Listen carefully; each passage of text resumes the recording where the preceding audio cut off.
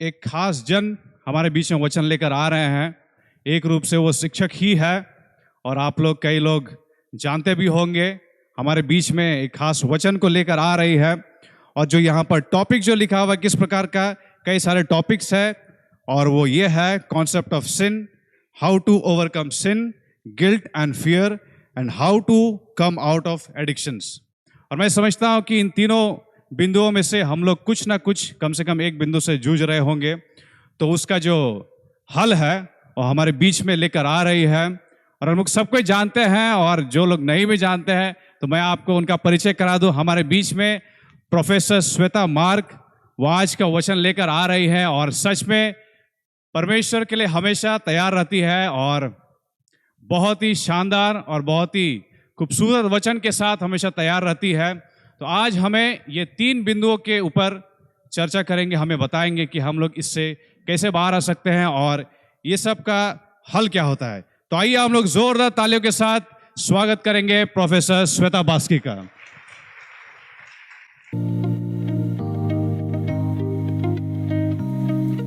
आमेन, hallelujah, hallelujah. सभी कोई बोलेंगे हालेलुया। सचमुच परमेश्वर भला है, उसकी करुणा, परमेश्वर भला है और उसकी करुणा सदा की है। परमेश्वर का वचन 2 कुरिन्थियों 3:17 में कहता है, अब प्रभु वह आत्मा है और जहां कहीं प्रभु की आत्मा है वहां क्या है? क्या है? अगर आप वचन जानते हैं तो आप जानेंगे, वहां परमेश्वर की स्वतंत्रता है। जहां कहीं परमेश्वर की आत्मा है वहां परमेश्वर की वहां स्वतंत्रता है। अभी हम लोगों ने गाया कि हम लोग पापों से छुड़ा सके, है ना। परमेश्वर का लहू जो है उसमें सामर्थ्य है कि वो हमें पापों से छुड़ा सकता है। आमीन। तो आज परमेश्वर आपको बहुत चीजों से आजाद करने जा रहा है। आमीन। आइए हम प्रार्थना करें। पिता, हम आज की सुबह आपसे विनम्र निवेदन करते हैं पिता, समर्पण में के साथ आपकी उपस्थिति में आते हैं और प्रार्थना करते हैं प्रभु कि आपकी करुणा और दया हमें अपने डर को दूर करने में मदद करेगी। प्रभु पिता, हम अपने जीवन में जीत हासिल करने के लिए क्षेत्र का उपयोग करना चाहते हैं। आपकी आत्मा हमें सभी बंधनों और कैद से मुक्त कर दे प्रभु। मैं यीशु के नाम से हमारे जीवन पर पाप और अपराध के बंधन को टूटने की आज्ञा देती हूँ। पिता, हमारे कानों और आँखों को खुला रखने में हमारी मदद कर। हमारे दिलों को पिता तू ग्रहणशील बना ताकि हम उन आपके वचन को सुन सके प्रभु और उसे समझ भी सके। इस समय इस स्थान में जितने भी भटकाने वाले हर एक आत्माएं हैं उन्हें हम यीशु के नाम पे धिक्कारते हैं और प्रभु की आत्मा को इस स्थान में और हमारे जीवन पर शासन करने की अनुमति देते हैं यीशु के नाम में। आमीन। सभी लोग जोर से बोलेंगे आमीन, आमीन। तो आज सुबह जो हम संदेश सुनने वाले हैं, अगर आपको टॉपिक पता चल गया होगा कि हम अपने पाप से या दोष से और डर से कैसे बाहर निकल सकते हैं। आप किसी लत से, नशे से, एडिक्शन से, लत से कैसे बाहर निकल सकते हैं, और इसका एक ही जवाब है जो यहाँ लिखा हुआ है। क्या लिखा हुआ है? आप पढ़ सकते हैं इसे? मुझे नहीं पता आप में से कितने लोगों ने इस वचन को पढ़ा होगा और पढ़ा भी होगा और जानते भी होंगे, तो कितने लोगों ने इसे समझा होगा। ये प्रेरित पौलुस रोमियो के पत्री 8:2 में यहाँ कहते हैं, क्योंकि जीवन की आत्मा की व्यवस्था ने मसीह यीशु में मुझे पाप की और मृत्यु की व्यवस्था से क्या कर दिया है? स्वतंत्र कर दिया है। क्या कर दिया है? स्वतंत्र कर दिया है। तो अगर आप देखेंगे, आप जानते होंगे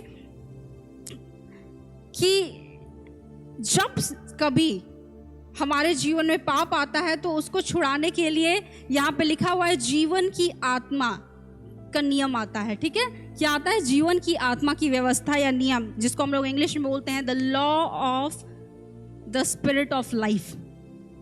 ठीक है, तो इसको हम लोग थोड़ा समझने की कोशिश करेंगे। ये थोड़ा कॉम्प्लिकेटेड है, लेकिन बहुत लोगों के मन में ये सवाल आता होगा कि जो कुछ भी मैं करना चाहता हूँ अपने जीवन में, या मैं सही करना चाहता हूँ, तो वो सही क्यों नहीं होता है, जैसा मैं करना चाहता हूँ वैसा क्यों नहीं होता है। जिन चीज़ों को मैं करना चाहता हूँ उनको छोड़कर मैं उन चीज़ों को करता हूँ जो मैं नहीं चाहता हूँ करना। तो इन चीज़ों का हम जवाब ढूंढेंगे। इसके लिए हम लोग थोड़ा सा पहले रोमियो के पत्री में जाएंगे, जिसका 7वां अध्याय को हम लोग 14 से देखेंगे। यहां से ले जाकर मैं आपको रोमियो 8 का 2 तक दिखाऊंगी।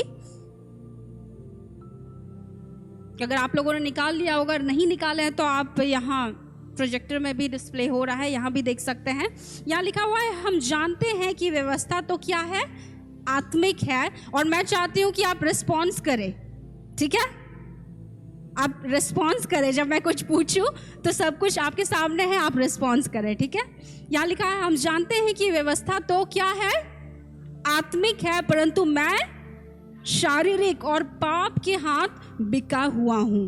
परमेश्वर का वचन कहता है कि हम सभी ने पाप किया है, हम सभी पापी हैं और हम परमेश्वर की महिमा से रहित हैं, ठीक है। तो यहाँ कहता है, जो मैं करता हूँ उसको नहीं जानता, क्योंकि जो मैं चाहता हूँ वह नहीं किया करता, परंतु जिससे मुझे घृणा आती है वही करता हूँ। यदि जो मैं नहीं चाहता वही करता हूँ, तो मैं मान लेता हूँ कि व्यवस्था भली है। तो ऐसी दशा में उसका करने वाला मैं नहीं, वरन कौन है, पाप है जो मुझ में बसा हुआ है। तो आपको पाप कौन कराता है, वो पाप जो आपके अंदर है, वो पाप जो आप में बसा हुआ है। और इसमें लिखा हुआ है इसके बाद, क्योंकि मैं जानता हूं कि मुझ में अर्थात मेरे शरीर में कोई अच्छी वस्तु वास नहीं करती। इच्छा तो मुझ में है, परंतु भले काम मुझसे बन नहीं पड़ते। क्योंकि जिस अच्छे काम की मैं इच्छा करता हूं वह तो नहीं करता, परंतु जिस बुराई की इच्छा नहीं करता वही किया करता हूं। अतः यदि मैं वही करता हूं जिसकी इच्छा नहीं करता, तो उसके करने वाला मैं ना रहा, परंतु कौन है, पाप जो मुझ में क्या है, बसा हुआ है। क्योंकि मैं भीतरी मनुष्य तत्व से तो परमेश्वर की व्यवस्था की से बहुत प्रसन्न रहता हूँ, परंतु मुझे अपने अंगों के में दूसरे प्रकार की व्यवस्था दिखाई पड़ती है। अब यहाँ पे अगर आप देखिएगा, आपको 2 और व्यवस्था को हम लोग इंग्लिश में लॉ बोलते हैं, तो वो 2 और व्यवस्था इसको पौलुस यहाँ देखते हैं। और वो क्या बताते हैं, जो मेरी बुद्धि की व्यवस्था है, ठीक है, बुद्धि की व्यवस्था है। और लिखा हुआ है, जो मेरी बुद्धि की व्यवस्था से लड़ती है और मुझे पाप की व्यवस्था के बंधन में क्या करती है, डालती है, जो मेरे अंगों में है। मैं कैसा अभागा मनुष्य हूँ, मुझे इस मृत्यु की देह से कौन छुड़ाएगा। हमारे प्रभु यीशु के द्वारा परमेश्वर का धन्यवाद हो। इसलिए मैं अपनी बुद्धि से तो परमेश्वर की व्यवस्था का, परंतु शरीर से पाप ही की व्यवस्था का सेवन करता हूँ। अब यहाँ तक आप देख रहे हैं कि प्रेरित पौलुस जो है वो अपने आप में लड़ रहे हैं। उनमें एक दुविधा है। क्या दुविधा है, कि मैं जो करना चाहता हूँ वो तो नहीं करता, लेकिन जो मैं नहीं करना चाहता हूँ वही मैं करता हूँ। तो क्यों हम लोगों ने इस टॉपिक को लाया, अभी तक का आपका जो थीम है, आप समझ रहे होंगे कि हम लोग एक उद्देश्य के साथ पैदा हुए हैं, है ना। लेकिन हम में से कितने लोग उस उद्देश्य को पूरा कर पाते हैं, क्या सभी कोई? क्यों नहीं कर पाते हैं, किसके कारण नहीं कर पाते हैं? क्या चीज है जो हमें उस उद्देश्य को पूरा करने से रोकता है या भटकाता है? आपको पता होगा कि हमारा एक शत्रु भी है, जिसने शुरुआत में आदम और हवा को पाप में गिराया, और वही वो पाप है जिसके कारण से हम उस उद्देश्य को जो परमेश्वर ने हमारे लिए बना के रखा है उसको हम लोग पूरा नहीं कर पाते हैं। तो आज हम लोग आगे के टॉपिक में जब जाएंगे तो हम लोग इस बारे में बात करेंगे कि कैसे पाप जो है हमारे उद्देश्य को पूरा करने से हमें रोकता है। इसलिए हम लोग यहाँ कॉन्सेप्ट ऑफ सिन मतलब पाप के बारे में बात कर रहे हैं, क्योंकि यही पाप से आपको छूटना है ताकि आप उस उद्देश्य को पूरा कर सके जो हमारे लिए परमेश्वर ने रखा है ना। ठीक है, तो हम लोग देखते हैं, उससे आगे बढ़ेंगे। अब यहाँ पे जो 8वां अध्याय में पौलुस जाता है और यहाँ कहता है, अतः अब जो मसीह यीशु में हैं उन पर दंड की आज्ञा नहीं, क्योंकि वे शरीर के अनुसार नहीं वरन किसके अनुसार चलाए जाते हैं? आत्मा के अनुसार चलते हैं, क्योंकि जीवन की आत्मा की व्यवस्था ने मसीह यीशु में मुझे किसकी? पाप की और मृत्यु की, ये दो चीजों से परमेश्वर ने अपने पुत्र को भेजकर डील कर लिया है। किससे? पाप से, और दूसरा मृत्यु से की व्यवस्था से क्या कर दिया है? स्वतंत्र कर दिया है। तो आप अगर देखेंगे कि हमारे जीवन में जो पाप है, उससे भी जब आप प्रभु यीशु मसीह को अपने जीवन में लाते हैं, आप जब दोबारा जन्म लेते हैं, अनंत जीवन को पाते हैं, तो यही वो जीवन की व्यवस्था है जो आपको पाप के बंधन से छुड़ाएगी। कैसे छुड़ाएगी? मैं इसका उदाहरण देके आपको बताऊंगी। आप देखिए, जब भी जीवन में हम लोग बहुत सारे ऐसे चीज़ हैं जो हम लोग अनुभव से सीखते हैं। क्या आप हर चीज़ अपनी किताबों में पढ़ते हैं? क्या आप हर चीज़ अपनी किताबों में पाते हैं? नहीं। ऐसी बहुत सारी चीज़ें हैं जो हम जीवन से सीखते हैं। जीवन हमें सिखाने की क्षमता रखता है। जीवन में वो क्षमता है जो हमें सिखाता है।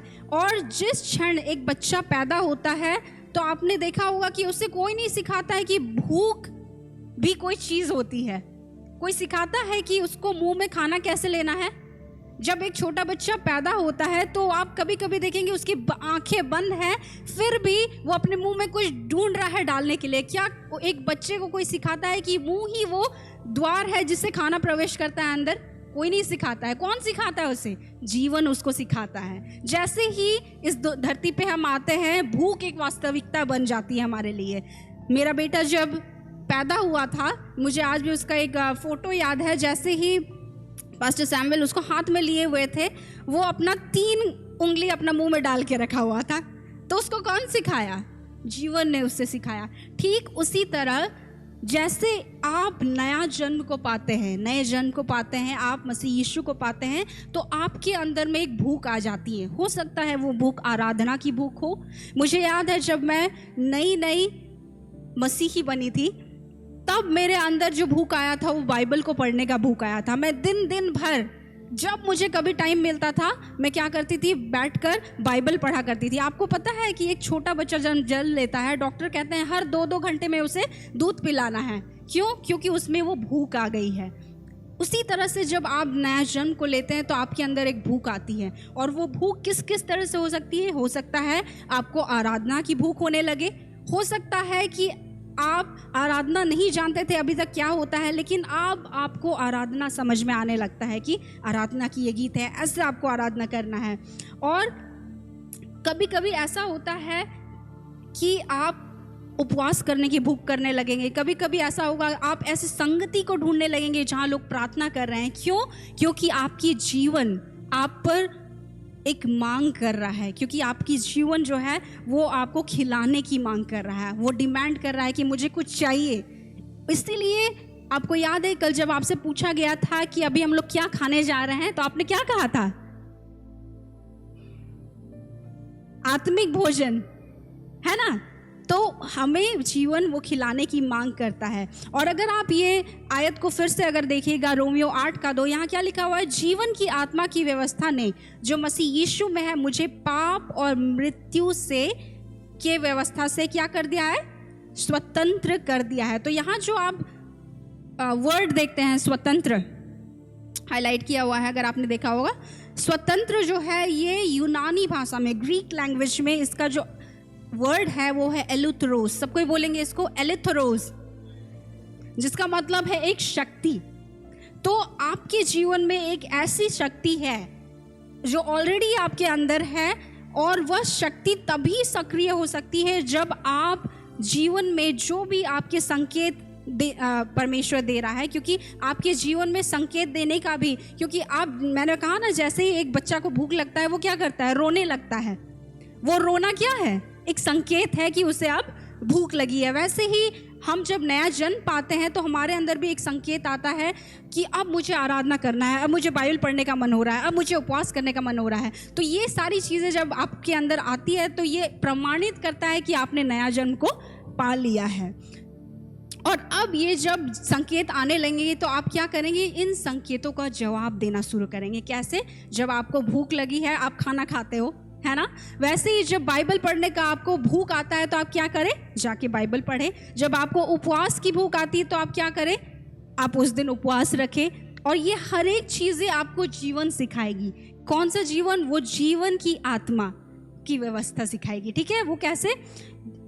जैसे हम लोगों ने देखा कि जिस क्षण आप अनंत जीवन को पा लेते हैं तो आप में उपवास की भूख आती है। जिस तरह से आप अनंत जीवन को पाते हैं तो आप कोई समय ऐसा होगा कि आप परमेश्वर के साथ अकेले समय को बिताना चाहते हैं। कभी कभी ऐसा होगा कि आपके दोस्त जिनके साथ आप रहते हैं उन्हें नहीं पता होगा कि आप में वो नया जन्म आ गया है। क्योंकि देखिए, नया जन्म सिर्फ कलीसिया में आने से, प्रभु को ग्रहण कर लेने तक से नहीं होता है। वो एक नया जन्म होता है, वो दूसरी तरह से आता है। Thank you. तो ये नया जन्म जब आता है तो क्या होता है, मैंने कहा वो भूख आती है। और जैसे जैसे मैंने कहा कि वो आपके दोस्त आएंगे जो नहीं जानते हैं कि आपने दोबारा जन्म पा लिया है, वो अब आपके पास आएंगे और आपको बताएंगे देखो मूवी थिएटर में नया फिल्म लगा है।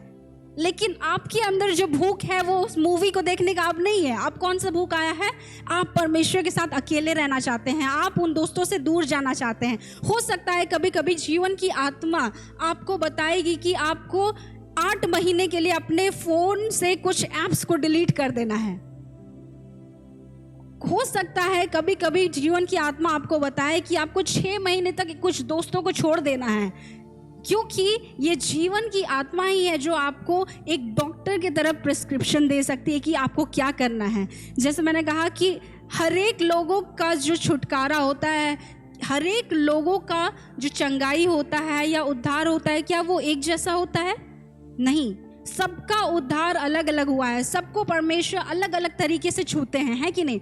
ठीक उस तरह जैसे आप डॉक्टर के पास जाते हैं, क्या सबके लिए एक ही प्रिस्क्रिप्शन है? आप जब डॉक्टर के पास जाते हैं, एक एक व्यक्ति, अगर ऐसा होता है सबका एक प्रिस्क्रिप्शन होता तो हमारे जैसा यहाँ सभा में बैठ के एक डॉक्टर आते और वो सबके लिए एक प्रिस्क्रिप्शन दे के चले जाते, तो क्या आपकी बीमारी आप बीमारी से चंगे होंगे? नहीं। तो ये आपका जीवन की आत्मा, ये पवित्र आत्मा आपको सिखाना शुरू करेगा कि आपके लिए कौन सा प्रिस्क्रिप्शन है। हो सकता है एक व्यक्ति जब उद्धार पा रहा हो या छुटकारा पा रहा हो, परमेश्वर की आत्मा उसे बोलेगा कि तुम 7 दिनों के लिए उपवास रखो। दूसरे के लिए हो सकता है वो बोलेगा कि इन गीतों को सुनना छोड़ दो। हो सकता है किसी के लिए वो बोले कि तुम प्रार्थना करना शुरू कर दो। ठीक है? तो बहुत बार ऐसा चीज़ें अलग अलग चीज़ें से होती हैं, क्योंकि हम जब ये जिसको हम लोग स्कूल ऑफ स्पिरिट बोलते हैं, मतलब आत्मा का जो विद्यालय होता है, वहाँ जब आप जाएंगे तो आप पे कोई सिलेबस नहीं थोप दिया जाता है। हर एक लोगों के लिए अलग अलग, जैसे आपका पर्पस भी अलग अलग है, वैसे ही आपके प्रिस्क्रिप्शंस भी अलग अलग होंगे और परमेश्वर अलग अलग तरीके से आपसे बातें करेगा। तो अगर एक बार फिर से आप इस आयत को फिर से देखेंगे, यहाँ पे और एक चीज़ जो मैं इससे बताऊंगी, यहाँ लिखा हुआ है क्योंकि जीवन की आत्मा की व्यवस्था ने मसीह यीशु में मुझे पाप तो हम समझ रहे हैं क्या है, दूसरा मृत्यु की व्यवस्था से स्वतंत्र कर दिया है। तो जैसे मैंने कहा कि ये एक शक्ति है, और यहाँ जो मृत्यु है, क्या आप जानते हैं मृत्यु क्या है? यहाँ किस मृत्यु की बात की जा रही है?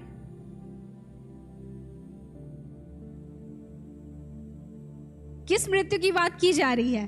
क्या आपको याद है अगर आप उत्पत्ति के अध्याय में देखेंगे, वहां परमेश्वर ने आदम और हवा को फल खाने से मना किया था। एक फल खाने से जो बगीचे के बीच में था, जो अच्छे और बुरे वृक्ष का फल था, है ना?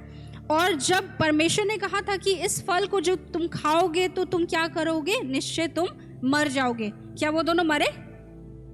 कैसे मरे, लेकिन कैसे मरे? आत्मिक रूप से। तो अगर आप देखिएगा मृत्यु क्या है, तो यहाँ पे लिखा हुआ है, नेक्स्ट स्लाइड प्लीज। यहाँ पे लिखा हुआ है कि मृत्यु क्या है? मृत्यु जो है वो परमेश्वर से अलगाव है। परमेश्वर से क्या है? दूर होना है। मृत्यु क्या है? परमेश्वर से अलगाव है। परमेश्वर से क्या है? दूर होना है।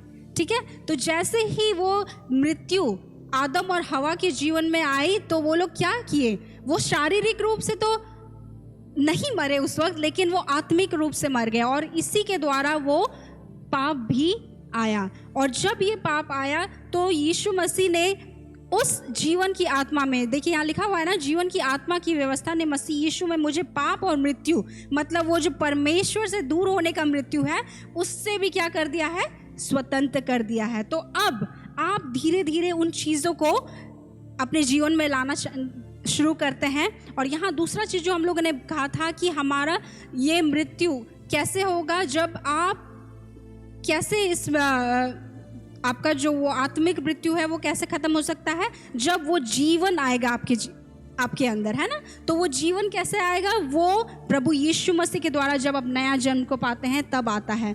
और यहाँ पे अगर आप देखेंगे 11 पद तक आगे जाएंगे तो यहाँ पे जीवन की आत्मा की व्यवस्था क्या करेगी, आपको शरीर को मारने में मदद करेगी। क्योंकि आपने देखा होगा एक आयत जो हम लोगों ने पढ़ा था कि वो आपके पाप कहाँ है, आपके अंदर है, आपके अंगों में है। तो आप हो सकता है कुछ लोग पाप इसलिए कर रहे होंगे क्योंकि वो सेल्फ सेंटर्ड है, मतलब वो आत्म केंद्रित हैं, वो सिर्फ अपने बारे में सोच रहे हैं। तो अब जीवन की आत्मा की व्यवस्था उससे क्या करने बोलेगी, देने के लिए बोलेगी। उसके अकाउंट में जो भी बैलेंस है, कभी कभी ऐसा होगा, हमारे पास्टर सैमुअल ने बहुत बार ऐसे गवाही को दिया है कि जब वो बाहर देश में थे, एक बार अचानक से कोई आए एक चर्च में ही उनके बगल में बैठे थे और उन्होंने कहा कि आपके पास जो है वो दे दीजिए हमको।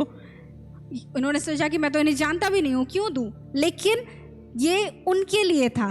ठीक उसी तरह किसी और के लिए हो सकता है, जैसे मैंने कहा कि हो सकता है जीवन की आत्मा की व्यवस्था आपको बोले कुछ कार्य को करने से रोकने के लिए। तो ये सारी चीज़ें क्या करती है, आपके अंदर पाप जो है वो तोड़ती है। एक बात जो हमें जानने की ज़रूरत है कि पाप जो है, जैसे मैंने कहा कि वो आप में वास करती है, तो पाप आंतरिक है या बाहरी है। मैंने कहा पाप आप में वास करती है, तो वो आंतरिक है, मीन्स वो इंटरनल है या एक्सटर्नल है। तो उसको उस पाप को जो तोड़ने की शक्ति होनी चाहिए वो इंटरनल होना चाहिए, एक्सटर्नल होना चाहिए। तो आप बाहर के किसी चीज़ों से पाप को तोड़ने की कोशिश करेंगे, वो टूटेगा नहीं। तो इसीलिए वो जीवन की व्यवस्था जो है वो आपके अंदर आएगी जब, तब वो उस पाप को तोड़ना शुरू करेगा। तो एक बार हो सकता है कभी कभी किसी भाई के लिए परमेश्वर ने कहा होगा कि बस कलीसिया में जाकर वहाँ सेवा करो। अब हो सकता है वो भाई उस कलीसिया में आके चेयर को पोंछ रहा हो, और वो जब चेयर को पोंछ रहा हो, जब वहाँ वो आता है तो वो किसी एक इंसान को आते हुए देखता है, और वो इंसान क्या करता है, वो इंसान वहाँ दूसरे इंसान को देखता है कि वो आकर वहाँ प्रार्थना कर रहा है। तो उसे लगता है हो सकता है ये अपने जॉब के लिए प्रार्थना कर रहा हो। फिर अगले हफ्ते वो इंसान आता है, वो कुर्सी को पोंछ रहा होता है, फिर उसी इंसान को वो देखता है आके वो प्रार्थना कर रहा है, अन्य भाषाओं में प्रार्थना कर रहा है। तो वो सोचता है, लगातार जब वो ऐसे प्रार्थना करते हुए देखता है तो वो सोचता है कि क्या कोई इंसान जॉब के लिए इतना प्रार्थना करेगा, ऐसे प्रार्थना करेगा, क्या कोई ऐसे प्रार्थना कर भी सकता है। तो अब क्या होगा, धीरे धीरे धीरे ये जो इंसान है जब वो घर जाएगा, अचानक से वो अपने सपने में देखेगा कि वो भी उस तरह से प्रार्थना कर रहा है। तो अब क्या होगा कि वो रात में उठेगा और खुद प्रार्थना करना शुरू करेगा। तो आप देखिए कि किस तरह से परमेश्वर ने उसे उस कलीसिया में डाला, किस कार्य को, वहाँ चेयर को पोंछने के लिए, लेकिन उसका छुटकारा किसके द्वारा हुआ, उस इंसान के द्वारा, और उस जगह पे हुआ जिस जगह पे वो चेयर पोंछने गया था, लेकिन अब उसके जीवन में छुटकारा उस प्रार्थना के द्वारा हुआ। आपको समझ में आया क्या हुआ। तो हो सकता है जैसे मैंने कहा कि आप, परमेश्वर आपको बोलेगा कुछ गीतों को छोड़ने के लिए। आज अधिकांश लोगों के आप फ़ोन को जब देखेंगे तो उनका प्लेलिस्ट जब देखेंगे तो वो संसारिक गीतों से भरा हुआ है। तो क्या संसारिक गीत सुनना पाप है? नहीं है। लेकिन आप जब उन गीतों को सुनते हैं तो वो ऊर्जा का संचार करती है, मतलब वो एनर्जी ट्रांसमिट करती है। अब आप ऐसे गीतों को जब सुनना शुरू करेंगे तो वो क्या करेगी, आपको परमेश्वर से दूर लेते जाएगी। उसमें कुछ ऐसे वर्ड्स होंगे, कुछ धुन होंगे। पिछले ही 2 संडेज पहले मैंने एक साउंड के बारे में बताया था हमारे यूथ कनेक्ट वाले सर्विस में कि पता है जब साउंड जो होता है जिसको हम लोग ध्वनि बोलते हैं, ये जो साउंड होता है वो वर्शिप का साउंड जब आप सुनते हैं तो वो आपको परमेश्वर के करीब लाता है। बहुत बार मेरे साथ ऐसा होता है कि जब मैं आप देखिएगा, अगर आप अपने जीवन में भी आप कुछ भी कर रहे हो, आप पूरी दिन आपका दिन अच्छा ना गया हो, आप किसी दुविधा में हैं, कोई भी चीज़ हो, आप पूरे फ्रस्ट्रेटेड हो सकते हैं और उस वक्त सारी चीज़ों को छोड़कर जब आप परमेश्वर के गीतों को सुनना शुरू करते हैं, आप ट्रू वर्शिप, सच्ची आराधना में जब जाते हैं तो आप वो सारी चीज़ों को भूल जाते हैं, है कि नहीं।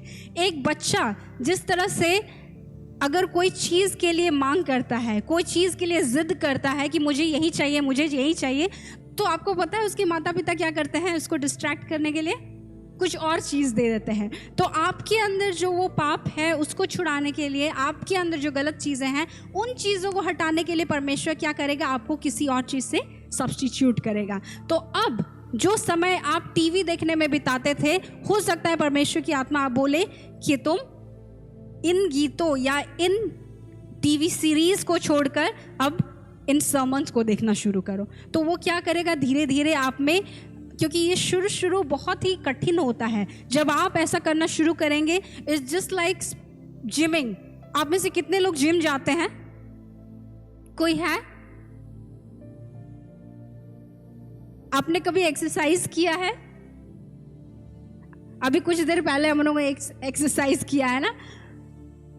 तो अगर आपने एक्सरसाइज नहीं भी किया होगा, अगर जिम नहीं भी गए होंगे, एक्सरसाइज ही सिर्फ किया होगा, तो आपको पता होगा कि शुरू जो एक्सरसाइजेज होते हैं वो कितने मुश्किल होते हैं करने। मैंने हाल फिलहाल में बताया भी था कि मैं अपना वेट लॉस करने के लिए एक एक्सरसाइज मैंने 15 मिनट का करना शुरू किया। मैंने देखा कि बहुत आसान है करना, ठीक है, मैंने शुरू किया। जब शुरू मैंने उसे शुरुआत किया करने के लिए, मैं 5 मिनट के बाद थक गई और फिर मेरे शरीर में ऐसा दर्द हुआ कि मैंने उसे 1 हफ्ते 2 हफ्ते उसके बाद मैंने छोड़ दिया। क्यों? क्योंकि यह आपके शरीर को क्या कर रहा है, विवश कर रहा है कुछ करने के लिए, ऐसा करने के लिए जो आप नहीं करना चाहते हैं।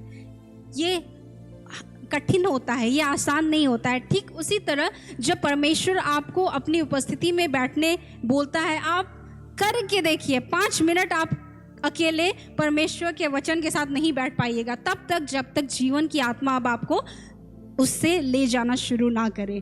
तो आप जानेंगे कि पाप से छुड़ाने की जो, जैसे मैंने बोला कि पाप को तोड़ने की शक्ति जो है वो क्या है, बाहरी नहीं आंतरिक होनी चाहिए, ठीक है, वो इंटरनल होना चाहिए। और अगर आप जीवन को समझ लेंगे और परमेश्वर के साथ चलना शुरू करेंगे तो आपके लिए ये सारी चीज़ों को, पाप से उठकर जीवन जीना आसान हो जाएगा।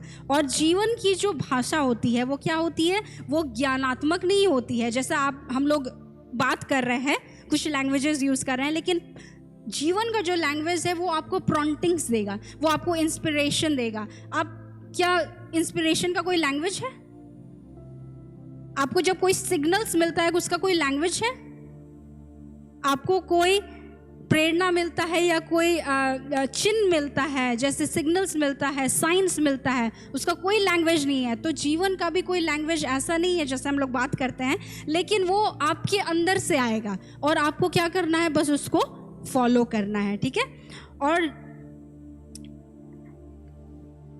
कभी कभी आप देखेंगे जब लोगों से आप मिलेंगे तो ऐसे भी कुछ लोग होंगे जो झूठ बोल रहे होंगे। तो अब आप जानते हैं कि झूठ बोलना भी एक पाप है ना।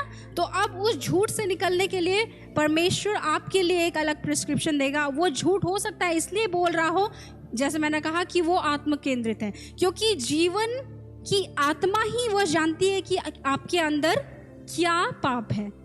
हम में से बहुत सारे लोग बाहर की चीज़ों को देख के बोल सकते हैं, लेकिन आपके अंदर के पाप को कौन जानता है? वो कौन जानता है? सिर्फ परमेश्वर का आत्मा जानता है ना। सिर्फ परमेश्वर का आत्मा जानता है कि आपके अंदर क्या पाप है, और उस पाप से निकटने के लिए आपको क्या करना है ये भी कौन जानता है? वो परमेश्वर की आत्मा जानता है। और इसलिए अब जीवन की आत्मा का कानून या जीवन की आत्मा का नियम आपको बताएगा कि आपको उस पाप से कैसे निपटना है। तो हो सकता है बहुत बार आपके जीवन में परमेश्वर को ऐसी चीज़ों को लाए जिससे आप उससे निकल सकते हैं। और वो तभी मैंने कहा जैसे सक्रिय होगा, वो कब सक्रिय होगा? जब आप उन चीज़ों को करना शुरू करेंगे, उन संकेतों को फॉलो करना शुरू करेंगे।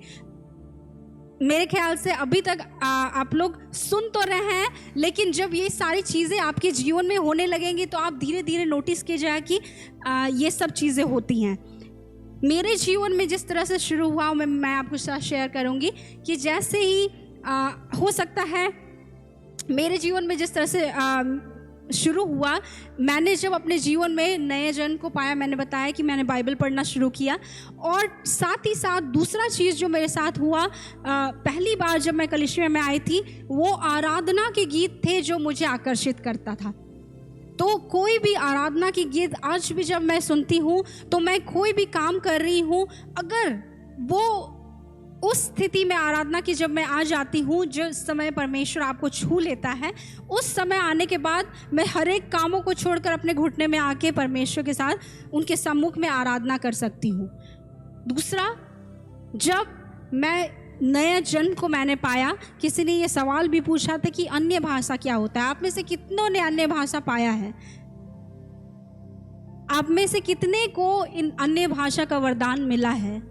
अगर नहीं मिला है तो आज हम आपके लिए प्रार्थना करेंगे, क्योंकि यही एकमात्र चीज़ है जो आपको उस ओर ले जाएगी। क्योंकि ये सिर्फ एक भाषा नहीं है, ये आपके अंदर उन चीज़ों को सक्रिय करने में मदद करेगी, जैसे मैंने कहा एक्टिवेट करने में मदद करेंगी।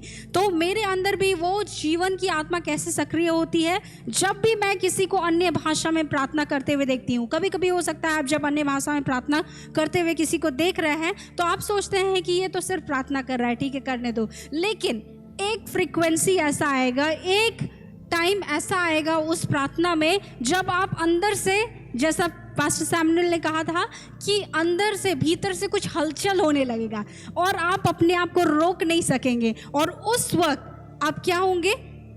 अपने आप को पूरी तरह से समर्पित कर पाएंगे। आपके अंदर की जो आत्मा है, जीवन की आत्मा है, वो क्या हो जाएगी? एक्टिवेट हो जाएगी। और तब आप उस पाप से ऊपर उठ जाएंगे।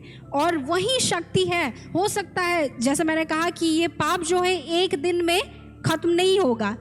जैसे ये पाप एक दिन में खत्म नहीं होगा, इसको धीरे धीरे धीरे करके आपकी जीवन की आत्मा कभी आपको बोलेगी। हो सकता है कि आप किसी को दान कर दे, किसी के लिए प्रार्थना करने के लिए कहे, हो सकता है कभी उपवास करने के लिए कहे। तो ये सारी चीज़ें क्या है? जिस तरह से मैंने कहा कि आपके जीवन के अंदर जो, आपके अंदर जो पाप है, आपके अंदर एक जिसको हम लोग लस्ट बोलते हैं, ठीक है? तो वो जो लस्ट है वो क्या करता है?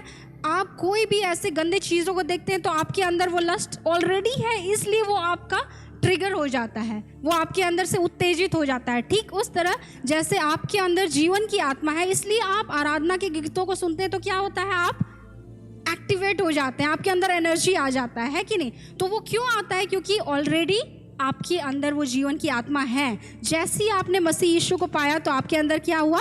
वो एनर्जी ऑलरेडी से मौजूद है, वो शक्ति ऑलरेडी मौजूद है। तो वो बस क्या हो गया? ट्रिगर हो गया। वो आराधना का गीत क्या किया? उस जीवन की शक्ति को या जीवन की आत्मा को आपके अंदर क्या किया? ट्रिगर कर दिया। और वैसे ही आपके अंदर पाप पहले से है, इसलिए कोई भी गलत चीज़ जो होती है, गलत चीज़ों को जो आप देखते हैं तो आपके अंदर क्या हो जाता है? वो पाप भी ट्रिगर हो जाता है और आप इसके बाद उस पाप में गिरते हैं। और इसलिए ये सिर्फ जीवन की आत्मा की व्यवस्था ही है जो आपको उससे छुड़ा सकती है या उससे आपको ऊपर ले जाके आपको उससे मुक्त कर सकती है। वासना, ओके लस्ट को हम लोग वासना बोलते हैं, ठीक है? तो आपके अंदर ऑलरेडी, क्योंकि अगर आपके अंदर वासना नहीं होती तो कोई भी ऐसी अश्लील तस्वीर या गंदे चीज़ नहीं है जो आपके अंदर वो गलत काम कराती है आपको। हाँ, तो मैं आपको साउंड के बारे में बता रही थी। तो वो साउंड का जो है, ये साउंड जो है वो आपको इस तरह से बनाया जाता है कि देखिए, आप जब साउंड के बारे में अगर आप थोड़ा स्टडी कीजिएगा, उसने साउंड के बारे में बताया था। एक प्रचार को जो मैं सुन रही थी, उन्होंने बताया कि जब आप एरोप्लेन में जाते हैं, पहली बार हवाई जहाज़ में जाते हैं, जैसे ही कभी कभी ऐसा होता है कि हमारे फ्लाइट्स जो हैं 40 मिनट 50 मिनट 1 घंटे डिले हो जाते हैं। तो जैसे ही आप अंदर घुसेंगे, अंदर एक म्यूज़िक बजता है। जैसे ही आप म्यूज़िक को सुनते हैं, आप भूल जाते हैं कि आपका फ़्लाइट डिले हो चुका है, और क्या करते हैं, आप अपना सीट ढूंढने लगते हैं सबसे पहले अंदर घुसकर। और वहाँ पे क्या करते हैं, वहाँ जाके अपने दोस्तों से या फिर जो आपके अगल बगल है उनसे आप मिलते हैं, बात करते हैं कुछ, और आपको पता भी नहीं चलता है उस म्यूज़िक के कारण कि आपका फ़्लाइट डिलेड है। कोई आपको नहीं बताता है वहाँ पे कि आपका फ़्लाइट इतने घंटे डिले है, आप लोग शांति से रहे। नहीं, वो म्यूज़िक जो है वहाँ पे वो साउंड जो है, वो ऐसे साउंड को बनाया गया है जो आपको काम करता है, रिलैक्स करता है। और आश्चर्य की बात ये थी कि वो जो साउंड बनाने के लिए भी, ऐसे साउंड को बनाने के लिए भी एक किसी इंजीनियर या साइंटिस्ट को बुलाया गया था, जो इन चीज़ों को जानते थे कि कैसे साउंड्स हैं जो आपको रिलैक्स कर सकती हैं। इसलिए आपने देखा होगा रिलैक्सिंग म्यूज़िक, अगर आप यूट्यूब पे अगर कभी टाइप कीजिएगा तो आपको मिलेगा रिलैक्सिंग म्यूज़िक, है ना, मेडिटेशन म्यूज़िक। तो अलग अलग तरह के म्यूज़िक होते हैं, क्योंकि हर साउंड जो है आपके अंदर जुड़ा हुआ है। ठीक उसी तरह से अगर आप कभी क्लब जाते हैं, डिस्को में जाते हैं, वहाँ की जो गीत होते हैं वो ऐसे गीत होते हैं, इस तरह के गीत होते हैं, क्योंकि जो कुछ भी परमेश्वर के राज्य में होता है, आपको पता होगा कि शैतान क्या करता है, उसको नकल करता है। तो वो नकल करके ऐसे ही गीतों को उसने क्लब में डाला है जो आपको और पिलाने के लिए मजबूर करती है। तो इसलिए आप देखते हैं कि जो लोग क्लब जाते हैं, ऐसे गाने बज रहे हैं, ऐसे धुन बज रहे हैं वहाँ कि वो पी रहा है, एक पीने के बाद और पी रहा है, उसको पता भी नहीं चल रहा है, वो और उसको उत्तेजित करता है पिलाने के लिए। तो ये जो साउंड्स हैं वो हमेशा आपको चुनने चाहिए। इसलिए मैंने कहा कि किस तरह के गीत आप सुनते हैं ये बहुत ज़रूरी है, किस तरह की चीज़ें आप सुनते हैं ये बहुत ज़रूरी है, किस तरह की चीज़ों को आप देखते हैं ये बहुत ज़रूरी है, क्योंकि ये 2 चीज़ जो है वो आपके अंदर जो प्रवेश करता है उसके लिए द्वार है। इट्स योर स्पिरिचुअल गेट, वो आपका आत्मिक द्वार है जो आप देखते हैं और जो आप सुनते हैं। इसलिए परमेश्वर का वचन कहता है कि विश्वास किससे आता है, सुनने से, और तो वो सुनने से आता है। तो विश्वास के बारे में हम लोग बस अगर इस लाइन को पढ़े कि विश्वास सुनने से आता है, तो इसलिए आप अगर सही चीज़ों को सुनते हैं तो आप सही चीज़ों पे विश्वास करते हैं, और गलत चीज़ों को सुनते हैं तो किस पे विश्वास करते हैं, गलत चीज़ों को सुनते हैं। तो ऐसे गीत हैं, कुछ गीत हैं जो आपको परमेश्वर की ओर ले जा सकते हैं, और ऐसे ही गीत हैं जो आपको परमेश्वर से दूर भी ले जा सकते हैं। आप जो देखते हैं, सही चीज़ों को देखते हैं तो वो आपके अंदर प्रवेश करती है। मैंने एग्जाम्पल दिया था हॉरर मूवी का, ठीक है।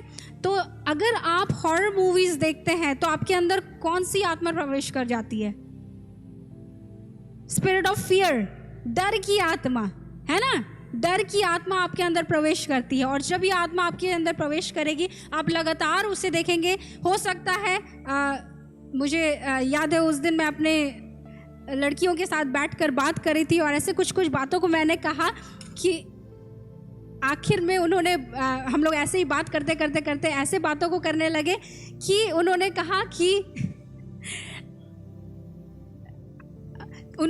कि आज रात मैं अकेले नहीं सो पाऊंगी, आज मैं मम्मी के साथ सोऊंगी। तो हो सकता है ऐसा कि इसलिए ये बहुत ज़रूरी है कि आप क्या देखते हैं और क्या सुनते हैं, क्योंकि ये भी आपके जीवन में प्रभाव डालता है। जैसे मैंने कहा कि ये पाप नहीं है, लेकिन आपके अंदर क्या प्रवेश करता है, आपको उसके लिए माइंडफुल होने की ज़रूरत है, आपको उसको देखने की ज़रूरत है। और यही चीज़ है जो आपको पाप में गिराता है। और इन चीज़ों से ऊपर उठने के लिए आपके पास एक ही उपाय है, और एक ही चीज़ जो है आपको इससे अलग कर सकती है, और वो क्या है, जीवन की आत्मा की, सभी कोई बोलेंगे, जीवन की आत्मा की व्यवस्था। इस वर्ष को हम लोग याद कर लेंगे और पढ़ेंगे एक और बार, क्योंकि जीवन की आत्मा की व्यवस्था ने मसीह यीशु में मुझे पाप की और मृत्यु की व्यवस्था से स्वतंत्र कर दिया है। तो आपको एक ही चीज़ है, याद रखें, ये जीवन की व्यवस्था क्या है, वो जीवन की व्यवस्था, जीवन की आत्मा की व्यवस्था वो है जब आपके अंदर कोई भी, आप नया जन्म लेने के बाद परमेश्वर आपके अंदर से बात करे, आपके अंदर कोई सिग्नल्स दे, कोई हलचल पैदा करे। उन चीज़ों को जब आप फॉलो करना शुरू करेंगे तो आप उन चीज़ों से बाहर निकल पाएंगे।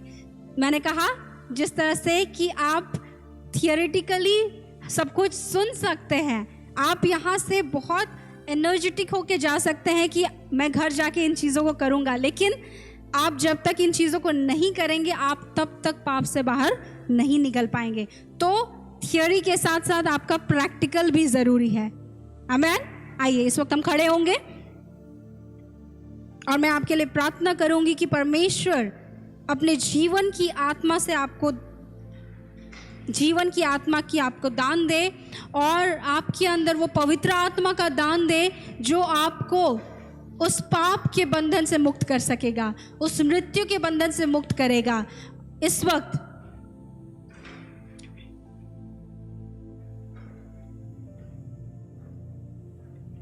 आप में से कोई भी हैं जो चाहते हैं कि परमेश्वर आपके लिए एक बड़ा काम करे, परमेश्वर आपको उस पाप से जो आपके अंदर है, जो मैं भी नहीं जानती हूँ, हो सकता है आप भी ना जानते हो, लेकिन सिर्फ पवित्र आत्मा परमेश्वर जानता है और चाहते हैं कि परमेश्वर उससे आपको मुक्त करे, तो इस वक्त आप आगे आ सकते हैं। मैं आपके लिए प्रार्थना करूँगी।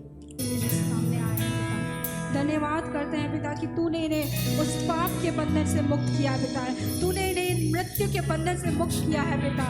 धन्यवाद करते हैं पिता कि आज से लेकर पिता आखिरी जीवन के आखिर तक पिता वो हर एक चीज़ों को पिता जो करना चाहते हैं आप उन्हें करने के लिए सहायता कीजिएगा पिता। हम प्रार्थना करते हैं इस वक्त इनके अंदर वो पवित्र आत्मा का दान दे प्रभु, वो पवित्र आत्मा का दान दे प्रभु, जो जीवन की आत्मा में इन्हें बढ़ाएगा पिता, जो जीवन में इन्हें उठाएगा प्रभु, वो हर एक पाप के बंधन से पिता मुक्त करेगा और उन पापों से ऊपर रहने के लिए पिता तो इन्हें स्वतंत्र करेगा पिता। धन्यवाद करते हैं प्रभु, धन्यवाद करते हैं यीशु, धन्यवाद करते हैं पिता, धन्यवाद करते हैं प्रभु। आप हर एक लोगों को देख रहे हैं पिता, जितने लोग सामने आए हैं पिता, जितने लोग पीछे खड़े हैं पिता, उनके अंदर जो कुछ भी है पिता वो हर एक चीज़ों को आप जानते हैं और वो आपसे दूर नहीं है पिता। पिता आपका वचन कहता है टूटे हुए हृदय, टूटे हुए मन पिता आपके समीप रहते हैं पिता। जितने लोग यहाँ टूटे हुए आए हैं पिता आप उन हर एक को पिता एक बार फिर से छू ले और वो जानने पाए कि आप उनसे कितना प्रेम करते हैं पिता। इतना प्रेम कि तूने अपने उस अपने पुत्र को भेजा पिता, उस इकलौते पुत्र को हमारे लिए भेजा पिता, जिसके द्वारा जीवन की आत्मा मिले। धन्यवाद करते हैं प्रभु, धन्यवाद करते हैं प्रभु, धन्यवाद करते हैं यीशु, धन्यवाद करते हैं इन लोगों के लिए प्रभु।